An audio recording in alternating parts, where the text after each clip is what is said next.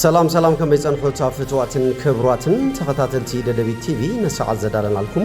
عترتن وانا زينات حيزنا لكم قرينا لنا تكتاتوا لنا عدمنا ايو بكندي ارسنه نطرتاتهم كنفلم محبر تغادلتي تግራይ مبل 14 عام زخر مسوات كبور تغادلاي ملس زيناوي املكيتو مغلطيبو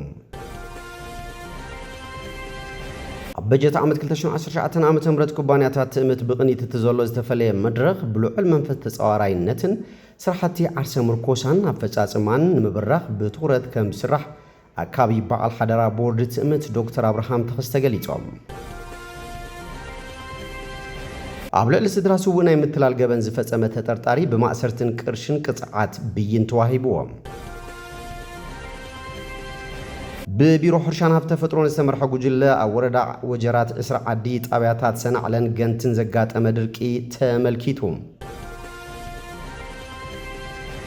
بيت فرد امريكا من محدار ترامب نحمش تشعي ايثيوبياوያን زحابو غزياو حلوا كلعلو فقيدو ناب زرزرو سغيرنا لنا مسالتاو زيناتات بينيام حدش سناي مكتتال فلما بمغلصي محبر تغادلتي كنجمر مبل 14 عام زخري مسوات كبور تغادلاي ملس زيناوي ملكيتو بمحبر تغادلت تግራይ ዝተዋሃበ መግለጺ ተጋዳላይ መለስ ዜናዊ ካብቶም 1967 ዓመተ ምህረት ዕጥቃው ቃልሲ ህዝቢ ትግራይ ጀመሩ ሙሩጻት ተጋዳልቲ ሕወሓት ሓደ እዩ ተጋዳላይ መለስ ዜናዊ 17 ዓመት ኣብ ዝወሰደ መሪርን ነዊሕነት ዕጥቃው ቃልሲ ህዝቢ ትግራይ ካብ ተራ ተጋዳላይ ክሳብ ኣቦ ወንበር ሕወሓትን ኢህወደግን ዝበጽሐ ቡስል ፖለቲካውን ወታደራዊ መሪሕነት ዝሃበ መርሒ እዩ ተጋዳላይ መለስ ድሕሪ ምድምሳስ ፋሽስታዊ ስርዓት ደርግውን ኣቦ ወንበር ሕወሓት ኢህወደግን ቀዳማይ ሚኒስትር ኢትዮጵያን ኮይኑ ክሳብ ዕለተ መስዋዕቱ ኣብ ኢትዮጵያ ሰላም ክነግስ ዲሞክራሲን ስሉጥ ልምዓትን ክረጋገጽ ቡስል ኣመራርሓ ዝሃበ ብሉጽ መርሒ እዩ ነይሩ ይኹን እምበር ድሕሪ መስዋዕት መለስ ዜናዊ ብሹም ለውጢ ናብ ስልጣን ዝመጸ ስርዓት ብልጽግና ሌጋሲታት መለስን ህዝቢ ትግራይን ካብ ምጥፋእ ሓሊፉ ንባዕሉ ሕልፊ መስዋዕት ከፊሉ حلف ربحان زيرخب حزب تግራይ ከም ጸላእ ወሲሉ ካብ ምድረገጽ ንምጥፋእ ጆኖሳይድ ፈጺሙሉ ሕጅውን ይፈጽመሉ ሎም እንተ ህዝብ ትግራይ ግን ብቁልጽሙ ተኸላኺሉ ካሙል ጽንተት ድሕኔው ስርዓት ብልጽግና ካብ ህዝብ ትግራይ ሓሊፉን መላ ህዝብ ኢትዮጵያውን ሰላም ዘስአነን ጆኖሳይድ ዝፍጽምን ዘሎ ጸረ ህዝብ ሓይልዩ መዓልት ዝኽረ መለስ ምኽንያት ብምግባር ድማ ማሕበር ተጋደልቲ ትግራይ መልእኽቲ ሕሊፉሎም በመሰረት እዚ ላዕላዊ መሬት ትግራይ ንምምላስ ተመዛበልቲና መረበቶም ንምምላስ ዲሞክራሲያዊ ሕቶታት ህዝቢ ትግራይ ንምምላስ ኣብ ዝግበር ዘሎ ቃልሲ መላ ህዝቢ ትግራይ ሓድነቱ ደልዲሉ ኣብ ጎኒ መንግስትን ሰራዊትን ትግራይ ደው ክብል ንጽውዕ ኢሉ ኣብ በጀት ዓመት 2019 ዓመተ ምህረት ኩባንያታት ትእምት ብቕኒት ተዘሎ ዝተፈለየ መድረኽ ብልዑል መንፈስ ተጻዋራይነትን ስራሕቲ ዓርሰ ምርኮሳን ኣፈጻጽመ ንምብራኽ ብትኹረት ክስራሕ ይክብሉ ኣካቢ በዓል ሓደራ ቦርድ ትእምት ዶክተር አብርሃም ተኸስተገሊጾም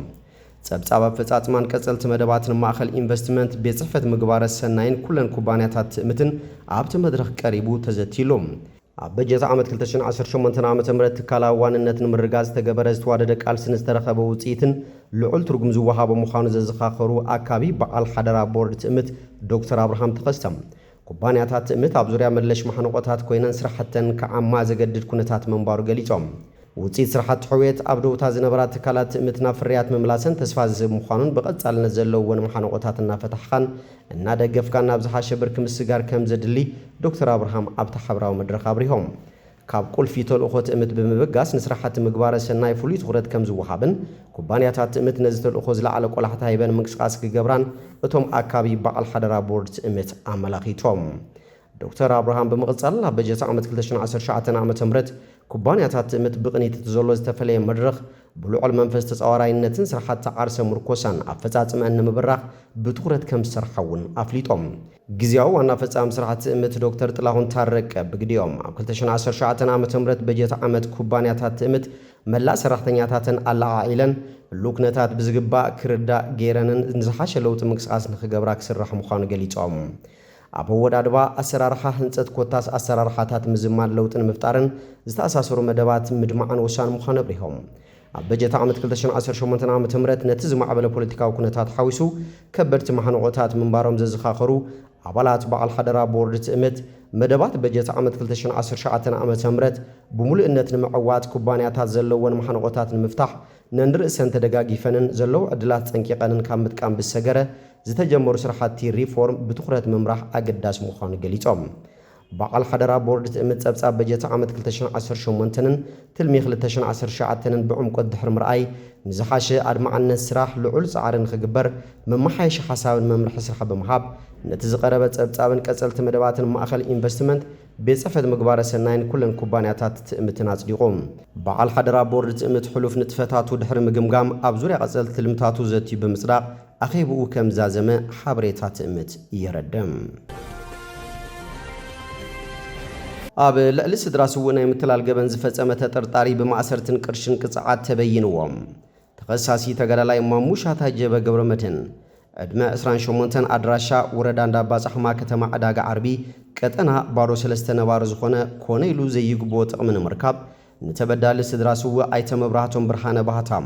ኣድራሻ ወረዳ እገላ ጣብያ ሆያ መደብ ቁሸት መደብ ንዝኾነ ተኸሳሲ ስልኪ ብምድዋል ጅግና ስውእ ኣመናይ መብራህቶም ኣብ ኤርትራ ተማሪኹ እዩ ዘሎ ኣነ እውን ምስኡ ተማሪኸ ነይረ ቅርሺ ከፊለ ወፅየ ስለዚ ቅርሺ ለኣኽ ወድኻ ክመጽዩ ናይ ተሓላፊ ስልኪ ክህበካ እናበለ ስልክ እናቀያየረ ከባቢ 300,000 ብር ናብ ዝተፈላለዩ ኣካውንት ባንኪ ብምእታው ኣታሊሉ ብምቕባል ኣብ መወዳእታ ናብ ምንትጮ ሕለፍ ብዛላምበሳ ገይሩ ክመጸካ ኢልዎም በተደጋጋሚ ተመላሊሱ ክረኽቦ ስለዘይከኣለ ተበዳሊ ተጠራጢሩ ናብ ወረዳ እገላ ፖሊስ ጥርዓን ምስ ኣቕረበ ፖሊስ ወረዳ እገላ ነቲ ጥቆማ ብምቕባል እቲ ናይ ባንኪ ረሲት መበገሲ ብምግባር ሓምለ 27 2018 ዓ.ም ተወሳኺ ቅርሺ 14,000 ኣታዊ ግበሩ ፎቶ ናይቲ ስውእ ብሂወት ከም ዘሎ ክልእኸልኩም ምስ በለ ፖሊስ ምስ ቤተሰብ ብምርድዳ ጽንዓቱ ምስ ወድአ ተጠርጣሪ ናብ ዝርከበሉ ወረዳ እንዳባጻሕማ ብምኻድ ብምትሕባር ፖሊስ እንዳባጻሕማ ተጠርጣሪ ኣብ ቁፅጽር ውዒሎም ብግዚኡ ባዕሉ ኣሚኑ ፖሊስ ምስ ዓቃብ ሕጊ ብሓባር እቲ መዝገብ ብቁልጡፍ ብምጽራይ ክስ ክምስረቶ ተገይሩ መቃለለ ሓሳብ ቀዳማይ ደረጃ ውግእ ምዃኑን ባዕሉ ስለ ዝኣመነን ልዕሊ 200,000 ብር ናይ ተበዳሊ ገንዘብ ብምምላሱን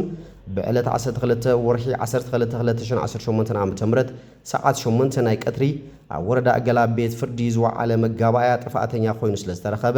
ብ3 ዓመት ጽኑዕ እስራትን 1500 ብር ቅፅዓትን ውሳነ ተዋሂብዎ ኣሎም። ስለዚ ካብ ሕብረተሰብ ዝኽወል ገበን ስለ ዘየለ መላእ ህዝብና ካብዚ ከምዚ ዓይነት ገበን ዓርሱ ክጽየፍን ክከላኸልን ንገበነኛታት ሓሊፉ ክህብን ይግባእ ክብል ፖሊስ ወረዳ እገላ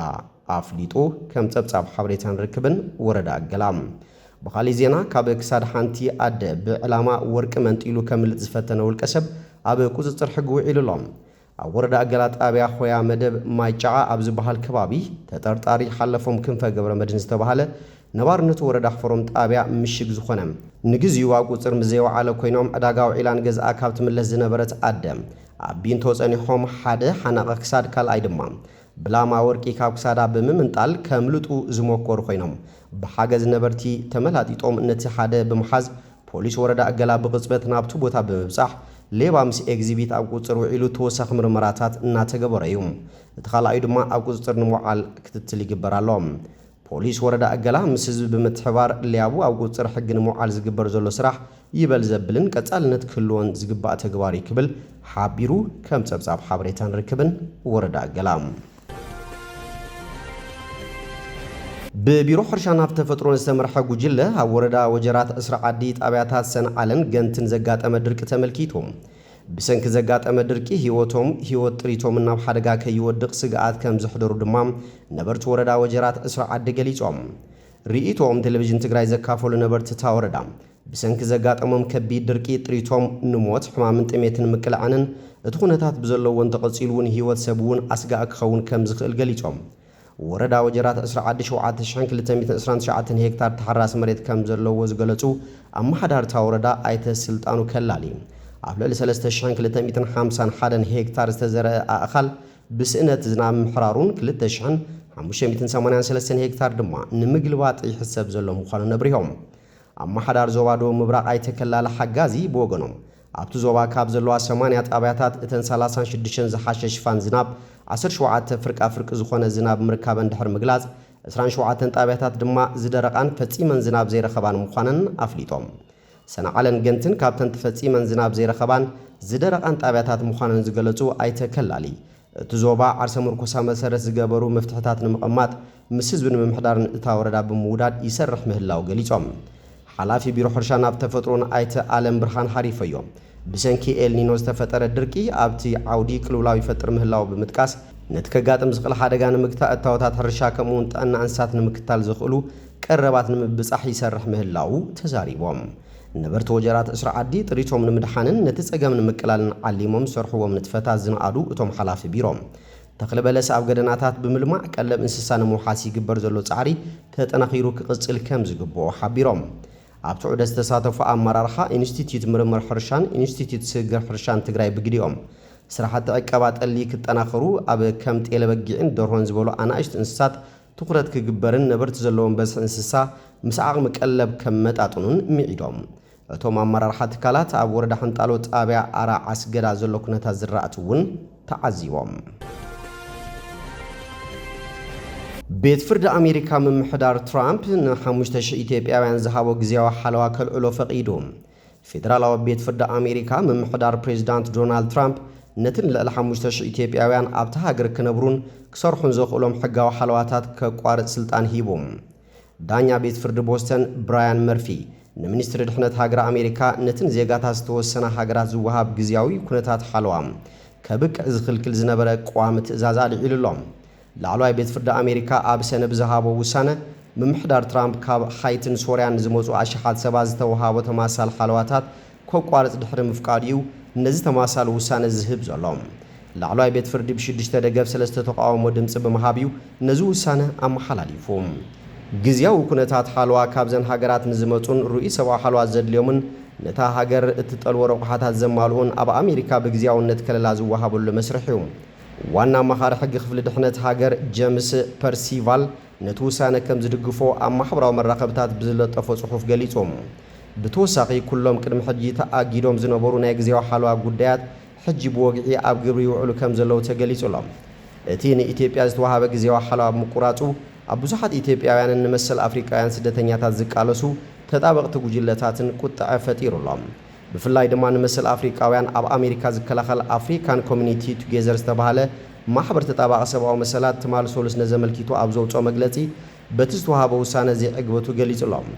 ኣብ ኢትዮጵያ ዘሎ ቅልውላው ቀጻሊ እዩ እዚ ውሳነ እዚ ድማ ንህይወታዊ ኣሜሪካ ዝነብሩ ኣሽሓት ኢትዮጵያውያን ኣብ ከቢድ ሓደጋ ዘእትዩ ትብል ምክትል ዳይሬክተር ፖሊስን ጥብቅና ነቲ ጉጅለ ዲያና ኮናተም ጊዜያዊ ኩነታት ሓለዋን ዜጋታት ብተፈጥሮዊ ሓደጋታት ውግኣት ወይ ድማ ካልእ ከቢድ ፍጻመታት ዝተሃስያ ሃገራት ዝወሃብ ዓይነት ሓለዋ እዩ ብቑዓት ዝኾኑ ስደተኛታት ኣብ ኣሜሪካ ብሕጋዊ መንገዲ ክሰርሑ ዘፍቅድን ካብ ምስጓጉ ጊዜያዊ መከላኸሊ ዝህቦምን እዩ ምምሕዳር ፕሬዚዳንት ጆ ባይደን ንዜጋታት ኣፍሪቃ ካብ ዕጥቃዊ ግጭታትን ሰብኣዊ ስቃይን ምክልኻል ኣድላይነቱ ብምጥቃስ ንመጀመርታ ግዜ ኣብ 2022 ኣብ ኣሜሪካ ንዝርከቡ ኢትዮጵያውያን ነዚ ዓይነት ሓለዋ ሂብዎም ኣብ ታሕሳስ ሽዑ ብጸሓፊት ክርስቲያን ኒልሰን ዝምራሕ ዝነበረ ክፍሊ ድሕነት ሃገር ኩነታት ኢትዮጵያ ምምሕያሹ ብምጥቃስ ተመለስቲ ከቢድ ሓደጋ ከም ዘጋጥሞም ብምርጋጽ እዚ ጊዜያዊ ሓለዋታት ከም ዝቋረጽ ኣፍሊጣ ነይራ